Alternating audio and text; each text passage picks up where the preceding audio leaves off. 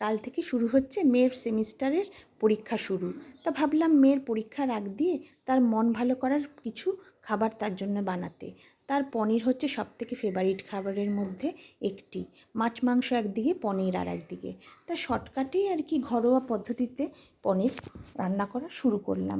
এইভাবে কাঁচা পেঁয়াজ, কাঁচা আদা, কাঁচা লঙ্কা, কাজু, টমেটো সব তেলে নাড়াচাড়া দিয়ে মিক্সিতে পেস্ট করে অনেকেই দেখি রান্না করে। তাই আমিও আজকে ট্রাই নিলাম, দেখি কেমন হয়। এই প্রথমবার, ভালোই হবে নিশ্চয়ই, দেখি কি হয়। তারপরে এবারে একটু আলু দিয়ে একটু বাড়িয়ে নিলাম। হঠাৎ মনে পড়লো রাতের আবার কিছু করতে হবে, একটু আলু দিয়ে দিলে রাত্রে লুচি, পরোটা, রুটি যেটা দিয়ে খেতে চায় হয়ে যাবে, আর রাতের জন্য আলাদা করে কিছু করতে হবে না। তেলটা গরম হয়ে গেছে, তার মধ্যে একটু ঘিও দিয়ে দিলাম।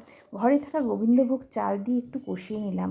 একটু হলুদ দিয়ে দিলাম, সঙ্গে একটু কাজু কিশমিশ, সেগুলো অবশ্যই আমাদের জন্য, কারণ আমার মেয়ের কাজু কিশমিশে ভীষণ অ্যালার্জি, জানেন তো।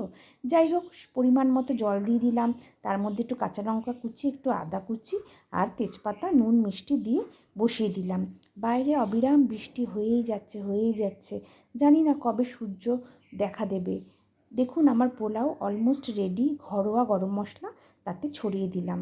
মেয়ের মনপসন্দ খাবার তৈরি। এবার মেয়ে সেই খাবার খেয়ে মন ভালো করে, মাথা ঠান্ডা করে পরীক্ষাটা দিলেই বাবা ভালো।